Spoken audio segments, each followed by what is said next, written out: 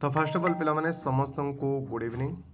तो स्वागत करुच्ची Sai study classes को। बर्तमान समय आपंप गोटे बड़ अपडेट आसी पहुंची ओ ट्रिपल एस तरफ आपने जानते पूर्वर आपण किसी दिन पूर्वर आरआई एआरआई आईसीडीएस सुपरवाइजर बीएडब्ल्यू जूनियर असिस्टेंट ये सब फॉर्म आवेदन चली एसबू कि आपण मैंने अप्लाई करूले बट किछिटा प्रोब्लेम साइट हो कि किछिटा टेक्निकल एरर हो से आपने अप्लाई कर वंचित थे।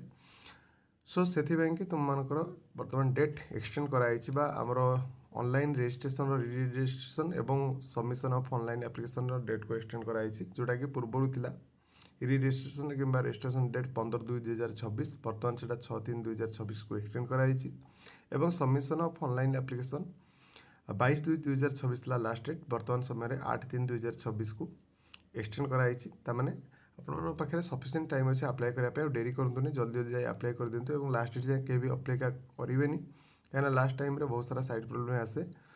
सो आ गोटे कथा मन रखिए जो मैंने भी कास्ट सर्टिफिकेट अप्लाई करना अप्लाई कर बाहर कर दिंतु कहीं आप नेसेसरी रही।